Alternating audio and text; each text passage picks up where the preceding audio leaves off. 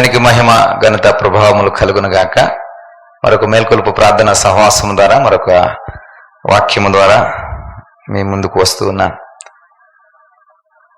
మీ అనుదిన జీవితము, అనుదిన క్రైస్తవ ఆత్మీయ జీవితము ఫలభరితంగా ఉండాలని, క్రీస్తులో మరింతగా రాణించేవారుగా, క్రీస్తులో మరింతగా నాటబడేవారుగా, క్రీస్తులో మరింతగా ఫలించేవారుగా ఉండాలని ఒక చక్కటి దర్శనాన్ని మేము కలిగి ఉండి ఈ వాక్యమును మరొక పర్యాయము ఉదయం మేము ముందుకు తీసుకుని వస్తూ ఉన్నాం. ప్రియ సహోదరుడా, సహోదరి, వాక్యము మరి మనకి ఆత్మీయ ఆహారమే కాదు కానీ దేవుని యొక్క సన్నిధిని మనము పొందుకోగలుగుతున్నాం.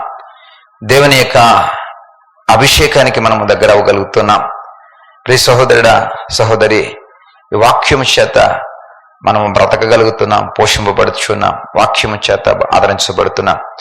మరొక ఉదయకాల సమయంలో ఈ వాక్యము మనకి అభిషేకంగా ఉండాలని ఆశపడుతున్నాను. ఈ అభిషేకము మన నిత్యము మన మీద అభిషేకంగా ఉండాలి. అందుకనే 1 సమూయేలు గ్రంథం 10వ అధ్యాయం 1వ వచనంలో, యెహోవా నిన్ను అభిషేకించి తన స్వాస్థ్యం మీద అధిపతిగా నియమించి ఉన్నాడు.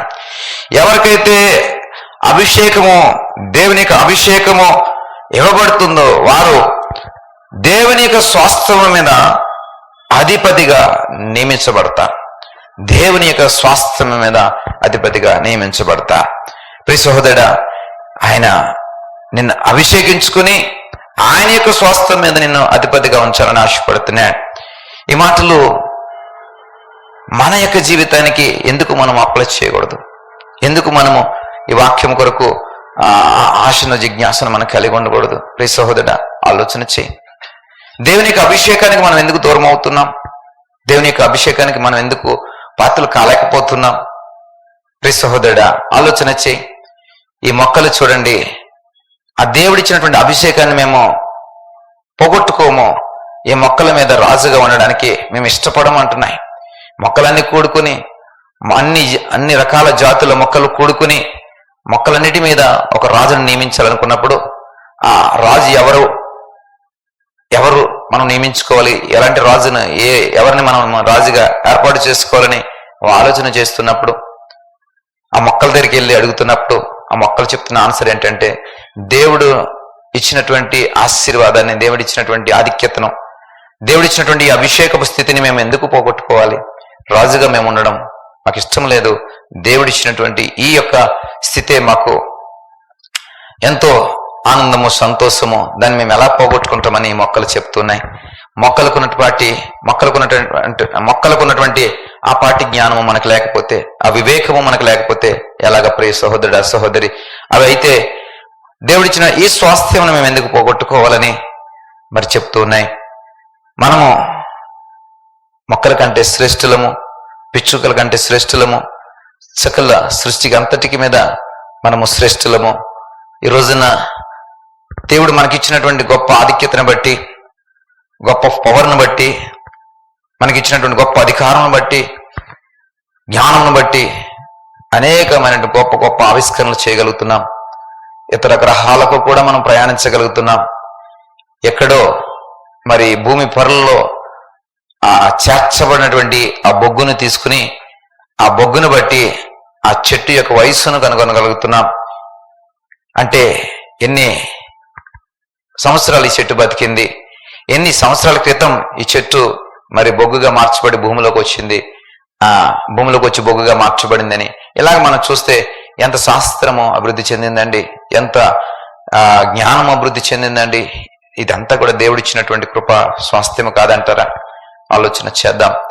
మరి ఈ స్వాస్థ్యము తన యొక్క అభిషేకంలో ఉన్న వారికి దేవుడు నిత్యం ఇవ్వడానికి ఇష్టపడుతున్నాడు. మరి ఆ అభిషేకంలో ఉండడానికి అందరికీ దేవుని అభిషేకం కావాలని ఉంటుంది, కానీ అభిషేకాన్ని పొందుకోవడానికి మాత్రం ప్రయాసపడరు. దేవుని యొక్క హృదయానుసారైనటువంటి దావీదు ఈ అభిషేకానికి పాత్రుడవుతున్నాడు. రూపము, సౌందర్యము, ఎత్తు, పొడుగు ఇవేమీ కూడా, బలము, శక్తి, సామర్థ్యం, పరాక్రమం ఏమీ కూడా ఈ అభిషేకానికి దగ్గర చేయలేదు. కానీ దేవుని యొక్క హృదయానుసారిగా పిలువబడుతున్నటువంటి దావీదుకి ఈ అభిషేకం దగ్గర అయింది. నీవు కూడా దేవుని యొక్క హృదయానుసారిగా ప్రతిదినము, ప్రతిరోజు, ప్రతి క్షణం ప్రయత్నం చేయి. దేవుని యొక్క హృదయానుసారిగా మనం ఉండాలి. దేవుని యొక్క అడుగుజాడల్లో మనం నడవాలి. దేవుని యొక్క మాటల్ని మనం ప్రామాణికంగా తీసుకోవాలి. దేవుని యొక్క ఆజ్ఞల్ని మనము కట్టుబాట్లుగా పాటించగలగాలి. ప్రియ సహోదరుడా, మిమ్మల్ని పాడు చేసేటటువంటివి అనేక రకాలుగా అనేక మాధ్యమాల్లో వినిపిస్తూ ఉన్నాయి. అయితే మరి నేను భారం కలిగి చెప్తున్న మాట ఏమిటంటే, వ్యర్థమైన వాటిని అన్నిటినీ కూడా మీరు వినకండి, వాటి జోలికి పోకండి. నీ జీవ గ్రంథము నీ చేతిలో ఉంది, అదే నీకు ప్రామాణికం, అదే నీకు మరి జ్ఞానము, అదే నీకు తెలివిని వివేకాన్ని ఇస్తుంది. ప్రియ సహోదరుడా సహోదరి, నువ్వేమి అజ్ఞానివి కాదు కదా. వారు చెప్పిన మాటలు వీరు చెప్పిన మాటలు విని నీ ఆత్మీయ స్థితిని పాడు చేసుకోవడానికి నువ్వు జ్ఞానివి, నువ్వు వివేకము కలిగిన వాడవు. చక్కటి వివేకము, చక్కటి జ్ఞానం ఇక్కడ ఉంది. చక్కటి మనోనేత్రాలు ఇది చదువుతున్నప్పుడు తెరవబడతాయి. కాబట్టి ప్రియ సహోదరుడా సహోదరి, మరి ఆలోచన చేసి ఎప్పుడూ కూడా అభిషేకానికి దగ్గరగా ఉండడానికి ప్రయాసపడండి. ఈ అభిషేకము నీ సొంతం అవ్వాలని నేను ఆశపడుతున్నాను. ఎందుకంటే ఈ అభిషేకం పొందుకున్నవాడు దేవుని యొక్క స్వాస్థ్యం మీద అధిపతిగా ఉంటాడు. దేవుని యొక్క స్వాస్థ్యం మీద అధిపతిగా ఉండడం అంటే మామూలు మాట్లాడండి. ఆయన స్వాస్థ్యం అంటే ఏంటండి? అంత సమస్తమైన స్వాస్థ్యమే. ఆయన స్వాస్థ్యం అంటే ఏంటండి? సమస్తము కూడా, సృష్టి యావత్తు కూడా ఆయన స్వాస్థ్యమే. నీవు నేను ఈ సృష్టి పంచభూతముల సమస్తము కూడా ఆయన స్వాస్థ్యమే కదా. ప్రియ సహోదరుడా, అలాంటి స్వాస్థ్యం మీద దేవుడు మనల్ని అధిపతిగా ఉంచుతాడట. అయితే ఈ అభిషేకము పొందాలి అంటే దేవుని యొక్క హృదయానుసారిగా ఉండాలి. దేవుని యొక్క హృదయానుసారిగా ఉండాలని ప్రయాస నువ్వు కలిగి ఉండాలి. ఉదయముననే మరి నీ యొక్క హృదయాన్ని ఒకసారి పరిశీలన చేసుకో. ఈ హృదయము దేవుని యొక్క అడుగుజాడలో ఉందా? దేవుణ్ణి వెంబడిస్తూ ఉందా? ఈ హృదయము ఏదైనా వ్యాధి పట్టి పాడైపోయిందా? ఈ హృదయం ఏదైనా రోగము పట్టి పాడైపోయిందా? ఈ హృదయంలోకి ఏదైనా కలంకం వచ్చిందా? ఈ హృదయంలోకి ఏదైనా కలహం వచ్చిందా? ఈ హృదయంలో ఏదైనా కోపం ఉందా? ఈ హృదయంలో ఏదైనా పగ ఉందా? ఈ హృదయంలో ఏదైనా దోషపూరితమైనటువంటి ఆలోచనలు ఉన్నాయా? ఈ హృదయం ఎందుకు ఇలాగా మరి కఠినమైనటువంటి హృదయంగా మార్చబడింది? నాలో ఉండవలసింది మాంసం హృదయం కదా, ఎందుకు కఠిన హృదయంగా మార్చబడింది? ఈ మాంసం హృదయం దేవుని యొక్క హృదయానుసారిగా ఉండాలి కదా. ఎందుకని నేను ఈ వాక్యాన్ని చదవలేకపోతున్నా? ఎందుకు ప్రార్థించలేకపోతున్నా? ఎందుకు వాక్యం వినలేకపోతున్నా? ఎందుకు గ్రహించలేకపోతున్నా? ఎందుకు వాక్యం మీద నా మనసు నిలపలేకపోతున్నా? ఈ వాక్యమును నేను ఎందుకు స్వీకరించలేకపోతున్నా అంటే నీ హృదయంలో వ్యాధి సోకింది ప్రియ సహోదరుడా. కాబట్టి ఈ వ్యాధిని తొలగించుకోండి. మొదట ఈ వ్యాధిని తొలగించుకోండి అని అంటున్నాడు. ఆ రాతి లాంటి ఆ హృదయాన్ని నేను తీసివేసి నేను మాంసపు హృదయాన్ని, మాంసపు గుండెని మీకు అమరుస్తాను అంటున్నాడు. మీకు హార్ట్ సర్జరీ చేసి ఆ హార్ట్ని నేను ఏర్పరుస్తాను అంటున్నాడు. కాబట్టి ఈ కఠినమైన దేవునికి వ్యతిరేకమైన హృదయం ఏదైతే ఉందో దాన్ని ఉదయమున తీసివేయండి. తీసివేసి మాంసపు హృదయాన్ని ధరించండి. దేవుని యొక్క హృదయానుసారిగా ఉండండి. మీరు కూడా అభిషేకానికి పాత్రలు అవుతారు. ఒకవేళ అలా కాకుండా మీ హృదయాన్ని ఇంకా మీరు కఠినపరుచుకుంటూ దేవునికి అభిషేకాన్ని దూరం అయిపోతున్నారేమో చూడండి. ఉన్న అభిషేకాన్ని పోగొట్టుకుంటున్నారేమో చూడండి. రావాల్సినటువంటి అభిషేకం రాకుండా ఆగిపోతుందేమో ఒకసారి ఆలోచన చేసుకోండి. ఆశీర్వాదాలు దేవుడు నీకు ఇవ్వడానికి ద్వారాలు తెరిచాడేమో, అయితే ఆ ద్వారాలు మళ్ళీ మూయబడుతున్నాయేమో ఒకసారి నీ అభిషేకాన్ని పోగొట్టుకోవడాన్ని బట్టి, దేవుని యొక్క హృదయానుసారిగా జీవించలేకపోవడాన్ని బట్టి రావాల్సినటువంటి ప్రకటించబడినటువంటి నీ కొరకే సిద్ధపరిచినటువంటి ఆశీర్వాదాలు ఆగిపోతున్నాయేమో ఒకసారి ఆలోచన చేసుకోమని ప్రభువుని మనం చేస్తున్నా. ప్రియ సహోదరుడా, మనం చేస్తున్నా. ఎందుకంటే నువ్వు ఆయన స్వాస్థ్యం మీద అధిపతిగా ఉండాలి. ఆయన సమస్త సృష్టి మీద నువ్వు ఏలుబడి చేయాలి. కాబట్టి మీరు ఫలించి అభివృద్ధి చెంది విస్తరించి సమస్తమును లోబరుచుకోండి అనే మాటకు నువ్వు చిరునామాగా ఉండాలి. ఆ చిరునామాగా నువ్వు ఉండాలనే ప్రయాసతో, ఆశతో ఈ మాటలు మీకు చెప్తున్నాను. ప్రియ సహోదరుడా, అభిషేకంలో పొందుదామా? అభిషేకించబడదామా? అభిషేకం బట్టి ఆయన స్వాస్థ్యం మీద మన అధిపతిగా ఉండడానికి ప్రయాసపడదామా?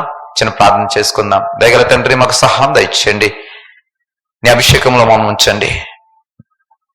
నీ హృదయానుసారిగా జీవించిన వారికి అభిషేకం దగ్గరగా ఉంటుంది నాయన. అభిషేకం వారి మీద కొమ్మరించబడుతుంది నాయన. అభిషేకానికి వారు పాత్రలు అవుతారు. ఇదిగో ప్రభా, నేను నీ హృదయానుసారిగా ఉండడానికి సహాయం దయచేయండి.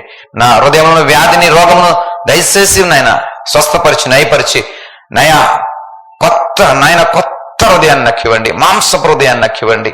ఇదిగో ప్రభా, ఏదైతే నీ అభిషేకాన్ని నన్ను దూరం చేస్తుందో ఆ హృదయం నా నుండి దూరం చేసేయండి. ఇదిగో ప్రభా, నిత్యము నీ అభిషేకానికి దగ్గరగా ఉండే ఆ హృదయాన్ని నాకు దయచేయమని ప్రార్థన చేస్తున్నా. దేవానికి వందనాలు. ఈ రోజంతటిని మీ చిత్తంలోంచి నడిపించండి. ఉదయమని నీ వాక్యము ద్వారా మేము ఆదరించబడుచుండగా ఈ వాక్యము ద్వారా మేము బలపరచబడి మధ్యాహ్న కార్యక్రమములన్నీ కూడా చక్కనైన రీతిలో చక్కబెట్టుటకు సమాధానకరమైన పరిస్థితులలో ముగించుటకును సహాయం దయచేయండి.